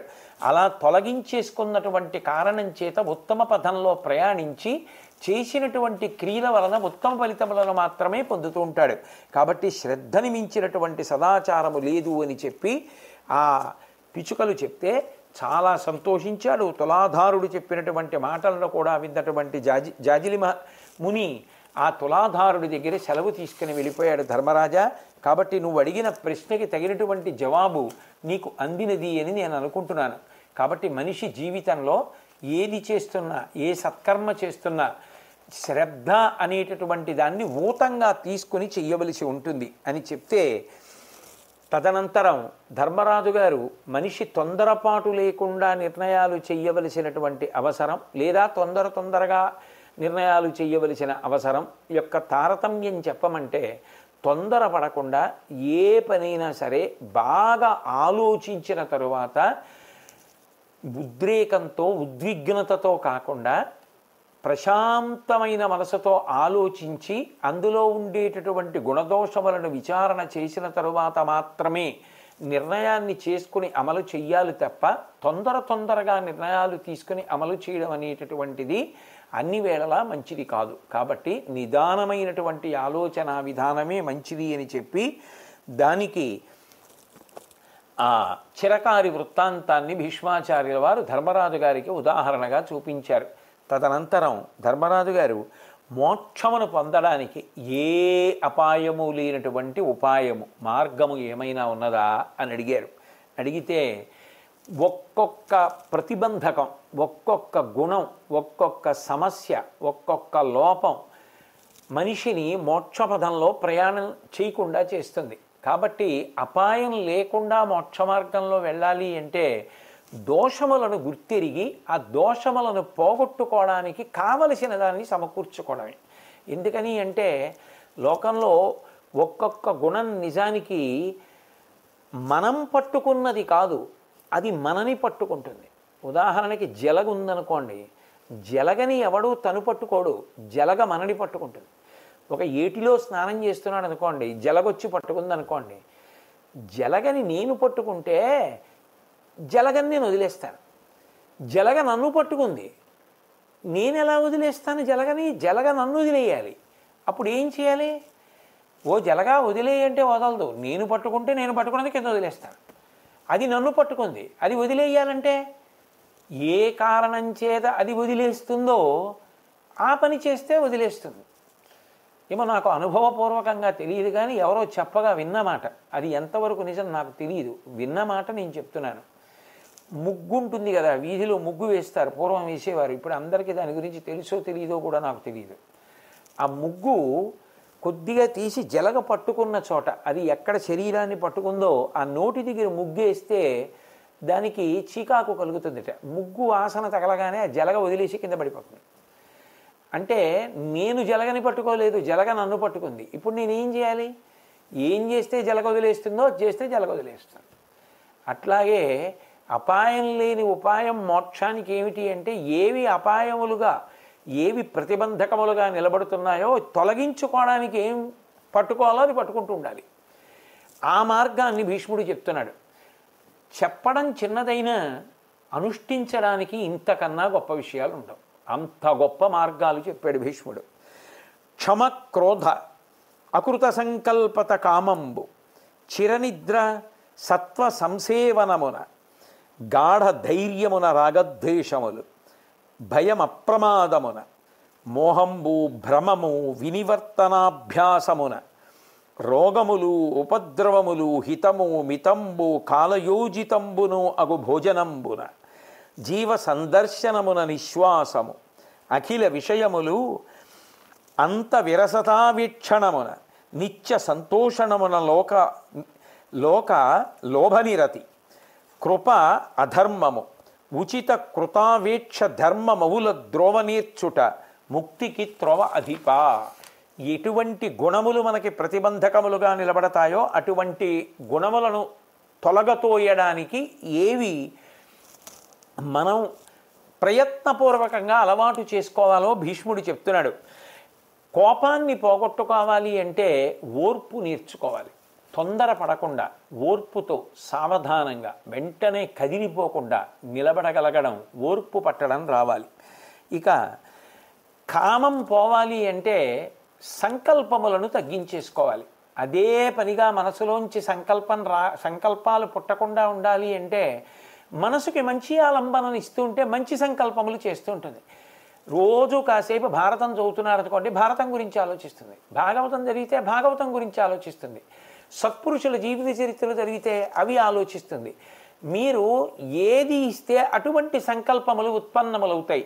మంచి మంచి సంకల్పములు పుట్టిన సంకల్పములు కానట్టే, ఎందుకంటే అవి ఉత్తమ కార్యములకే కారణములు అవుతాయి. వాటి వలన ఏ విధమైనటువంటి వ్యక్తిగతమైనటువంటి ప్రయోజనము ఆశింపబడలేదు. కాబట్టి సంకల్పములను నిరోధించగలిగితే, తగ్గించగలిగితే కామము నశిస్తుంది. సత్వగుణంతో నిలబడినటువంటి కారణం చేత ప్రశాంత చిత్తంతో ఉండడం అలవాటు చేసుకుంటే నిద్రని తగ్గించుకోవచ్చు. అదే పనిగా నిద్రపోవడం తగ్గుతుందని. అసలు నిద్రపోకుండా ఉండవలసిన అవసరం ఎవరికీ ఉండదు, నిద్రపోవలసిందే విశ్రాంతి కోసం.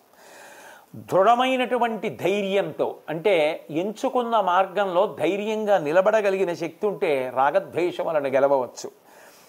జాగ్రత్తతో ఉన్నవాడు భయాన్ని గెలవవచ్చు.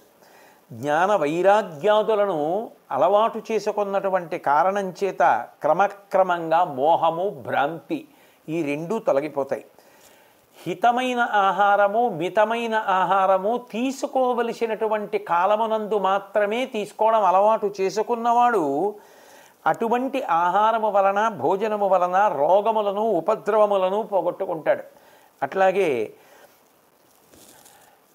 క్షేత్రజ్ఞుడై లోపల ఉన్నటువంటి పరమాత్మ యొక్క ఉనికిని తెలుసుకోవడానికి తీసి విడిచిపెట్టేటటువంటి ఊపిరి మీద జాగ్రత్తగా పరిశీలనము చేయడం అలవాటు చేసుకోవాలి. అట్లాగే ఇవన్నీ కూడా నిస్సారములు. ఏవి సుఖమనిపిస్తాయో అవి దుఃఖములు, ఏవి దుఃఖములు అనిపిస్తాయో సుఖములు. ఇవి కాసేపు అట్లా ఏదో సుఖమన్న భావనలు కల్పిస్తాయి తప్ప శాశ్వతములు కావు అనేటటువంటి విచారణ భావం బాగా మనసులో ఏర్పడితే శబ్దస్పర్శరస రూప గంధములనబడేటటువంటి ఈ పంచతన్మాత్రలకు సంబంధించిన సుఖముల మీద విరక్తి కలుగుతుంది. నిత్య సంతోషం తృప్తి వలన లోభగుణాన్ని గెలవవచ్చు. అట్లాగే దయ మనిషి ప్రయత్నపూర్వకంగా అలవాటు చేసుకుంటే అధర్మ కార్యాలు చెయ్యడు. దయ ఉన్నవాడు వేరొకరిని బాధ పెట్టలేడు కనుక అధర్మ కార్యం తగ్గిపోతుంది. చిట్ట చివరికి ఎప్పటికప్పుడు సమీక్ష చేసుకోవడం అలవాటైనటువంటి వాడు తాను చేసేటటువంటి కర్మలను నియంత్రించుకొని వెళ్ళగలడు.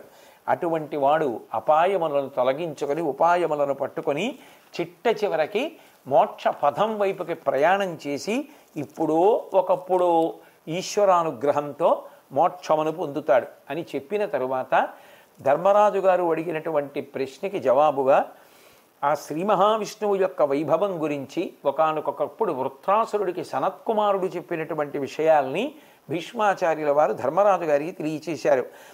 ధరణి పాదంబులతనికి శిరము దివము దిశలు బాహులతడు సర్వదేవమయుడు భూత విక్షేప సంహారములు తదీయ మానస స్వైర లీలలు దానవేంద్ర. ఆ సనత్కుమారుల వారు వృత్రాసురుడితో మాట్లాడుతూ చెప్తున్నవి కాబట్టి దానవేంద్ర అని సంబోధించారు. ఆ శ్రీ మహావిష్ణువుకి భూమి అంతా కూడా పాదం, ఆయన యొక్క తల ఆకాశం లేదా స్వర్గం, దిక్కులన్నీ కూడా ఆయన యొక్క భుజములు. ఆ దేవుడు సకల దేవతాస్వరూపుడై ఉన్నాడు. ఆయన వ్యాపకత్వముతో ప్రకాశిస్తూ ఉంటాడు. అంతటా ఆయనే, ఆయన కానిది లేదు. అంతటా పరివ్యాప్తమై ఉన్నాడు.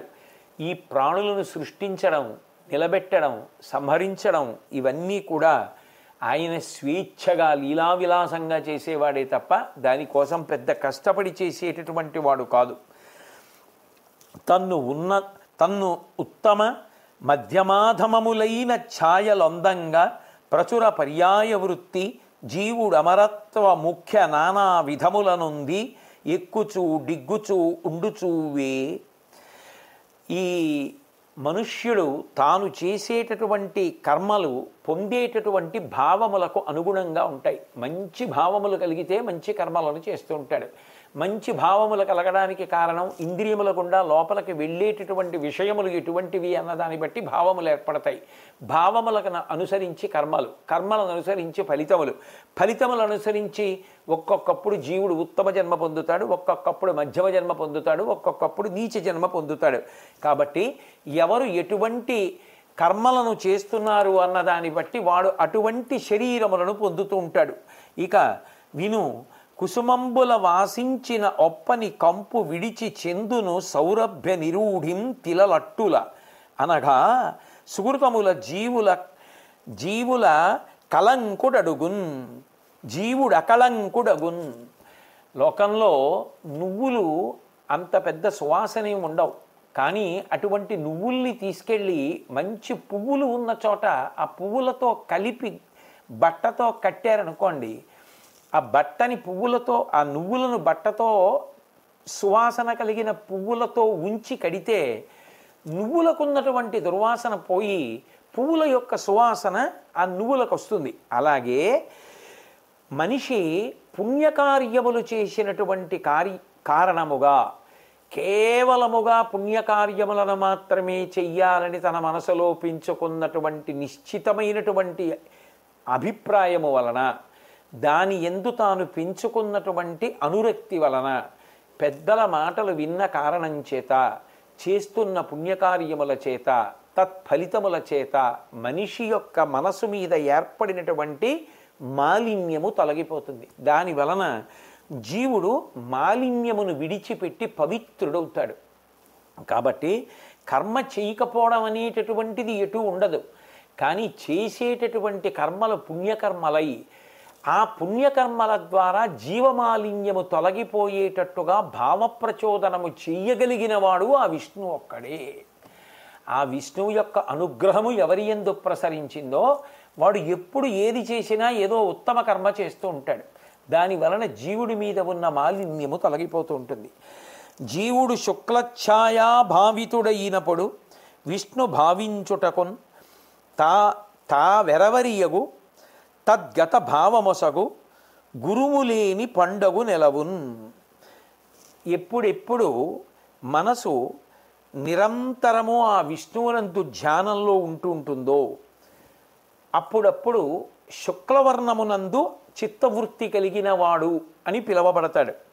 అటువంటి స్థితిలో ఆ నిరంతర విష్ణుభావన చేయగలిగినటువంటి మనసు ఎక్కడున్నదో ప్రహ్లాదుడి మనసులా, అటువంటి విష్ణుభావనల చేత ఏది చూస్తున్నా, ఏది వింటున్నా, ఏది మాట్లాడుతున్నా, నవ్విన, సంతోషించిన, ఆకలేసిన, తిరుగుతున్న, నిద్రపోతున్న, పానీయంబులు త్రావుచున్ కుడుచుచున్ భాషించుచున్ హాసలీలా నిద్రాదులు చేయుచున్ తిరుగుచున్ లక్షించుచున్ సంతత శ్రీనారాయణ పాద పద్మజుగళీ చింతామృతాస్వాద సంధానుండై మరచన్ సురారిసుతుడే తద్విశ్వమున్భూవరా అంటారే ప్రహ్లాదోపాఖ్యానంలో భాగవతంలో. అలా విష్ణుభావనల చేత నిండిపోయినటువంటి మనసు కలిగినటువంటి వాడు గింజలేని పండు వంటి వాడు. అంటే పండు తింటున్నప్పుడు గింజ వస్తే ఆ గింజని మాత్రం వదిలిపెట్టేస్తాం, పండు గుజ్జు తింటాం. అసలు గింజలే లేకపోతే వదిలిపెట్టేయడానికి ఏం లేదు, మొత్తం తినేస్తారు. అట్లాగే విష్ణుభావనల చేత నిండిపోయినటువంటి మనసు కలిగినటువంటి వాడెవరుంటాడో వాడు అటువంటి ఉత్కృష్టమైనటువంటి స్థితిని పొందినవాడు. అటువంటి భావనలతో కూడుకున్నటువంటి మనసు ఉన్నవాడు అదృష్టవంతుడు సుమా అని చెప్పి, అది కూడా విష్ణువు యొక్క అనుగ్రహము చేత సంప్రాప్తము కావాలి. కానీ మనం ఏదో అనుకున్నామని అవన్నీ జరగడం సాధ్యం కాదు. అందుకే దేనికైనా ముహూర్తం పెడతారేమో కానీ భక్తిగా ఉండడానికి ముహూర్తాలు ఉండవు. శంకుస్థాపన ఎప్పుడు చేయమంటారు, గృహప్రవేశం ఎప్పుడు చేయమంటారు, బిడ్డ వివాహం ఎప్పుడు చేయమంటారంటే ముహూర్తం పెడతారు. కానీ నేను భక్తిగా ఎప్పటి నుంచి ఉండను అంటే ముహూర్తం ఎవరు పెడతారు? ముహూర్తం పెడితే మాత్రం భక్తి మానసిక భావన అది కలగడం సాధ్యమా? దానికి ఈశ్వరానుగ్రహం ఉండాలి. కాబట్టి తర్వాత ధర్మరాజు గారు అసలు జ్వరం అనేటటువంటిది లోకంలో ఎలా పుట్టింది దయచేసి నాకు తెలియజేయవలసింది అని అడిగారు. ఆయన అనేకమైన ప్రశ్నలు అడిగాడు. ఎన్ని రకాల ప్రశ్నలు అడిగినా అన్నింటికీ వెంటనే జవాబు చెప్పగలిగినటువంటి సమర్థత కలిగిన భీష్మాచార్యుడు మహానుభావుడు అక్కడ ఉన్నాడు కాబట్టి ఇన్ని ప్రశ్నలకి జవాబు చెప్పాడు.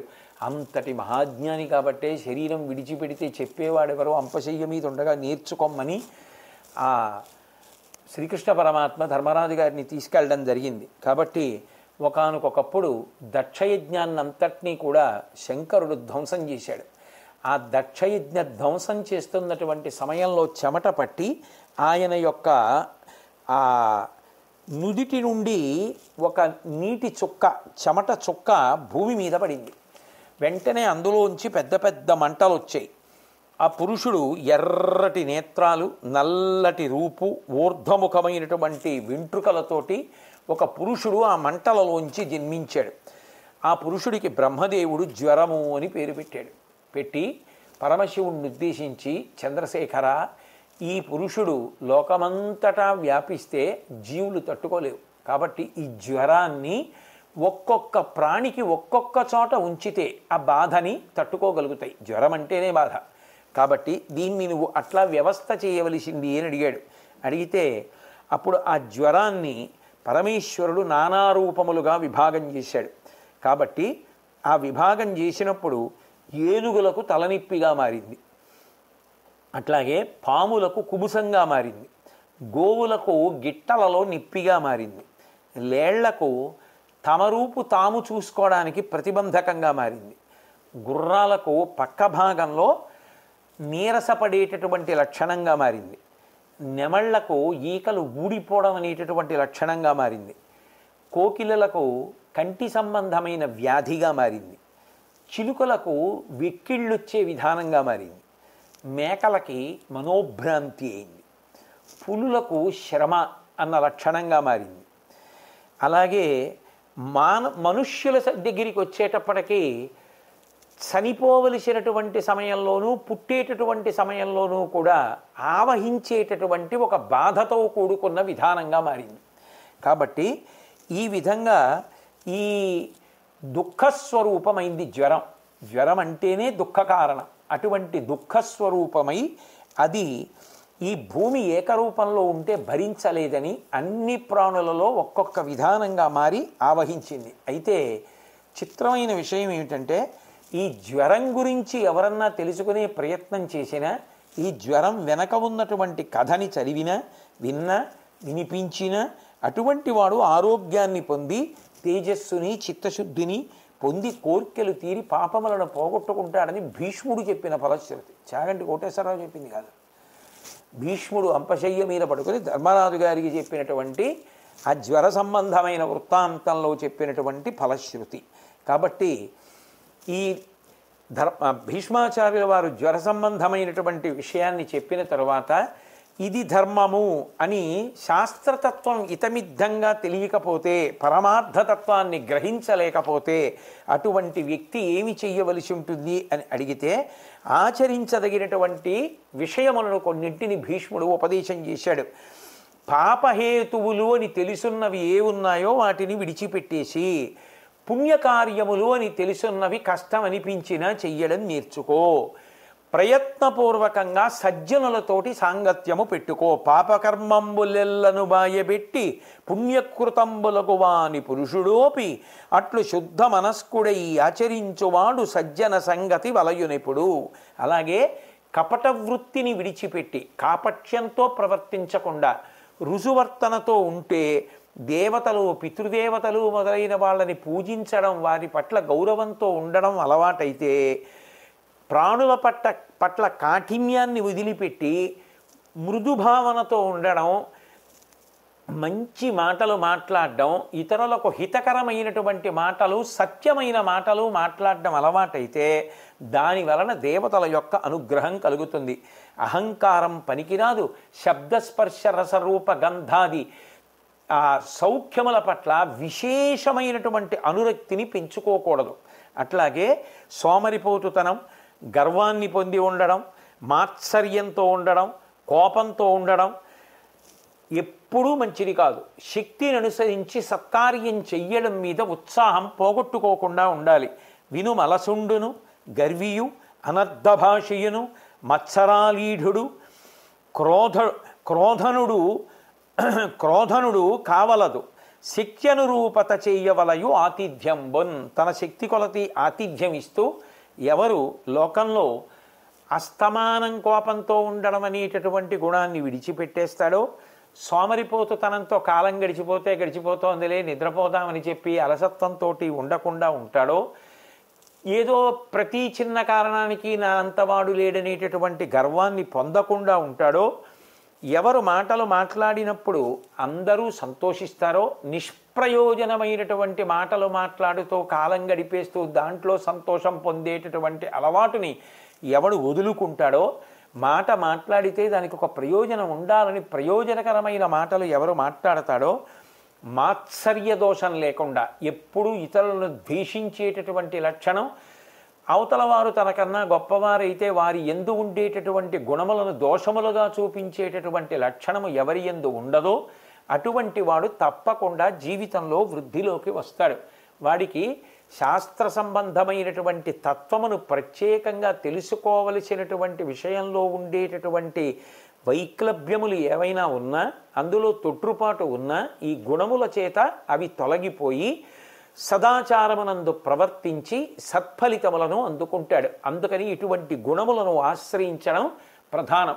ఇన్ని గుణములను ఆశ్రయించడానికి పట్టుకోవలసిన ప్రధానమైనది పట్టుకోవాలి. ఏది అంటే సత్పురుషులతో కలిసి ఉండడం. సజ్జనులతో కలిసి ఉంటే యద్యదాచరతి శ్రేష్ఠ, శ్రేష్ఠులైన వారు ఏ మార్గంలో ప్రయాణిస్తారో అటువంటి మార్గంలో ప్రయాణించడం కన్నా తేలిక మార్గం ఉండదు. వారితో కలిసి ఉండి వారి మాటలు వింటూ వారు ఎలా ప్రవర్తించారో అట్లా మనం ప్రవర్తించడం అలవాటు చేసుకుంటే ఆ బాటయే మనని కూడా ఉత్తమమైనటువంటి మార్గమై చేరవలసినటువంటి లక్ష్యానికి చేర్చేస్తుంది. కాబట్టి ఇటువంటి గుణములను అలవరుచుకోవాలి అని చెప్పి భీష్మాచార్యుల వారు ధర్మరాజు గారికి ప్రబోధం చేశారు. ధర్మరాజు గారు ఈ విషయాలన్నీ విని ఎంతో సంతోషాన్ని పొందారు. మళ్ళీ ధర్మరాజు గారు భీష్మాచార్యుల వారిని అడిగినప్పుడు ఏ మిగిలిన విషయములను కూడా చెప్పారు అన్నదాన్ని శ్రీకృష్ణ పరమాత్మ నా యందు అవ్యాజమైన కారుణ్యంతో పలికించినది రేపటి రోజున పలకగలను అని చెప్పి మనవి చేస్తూ సెలవు. స్వస్తి.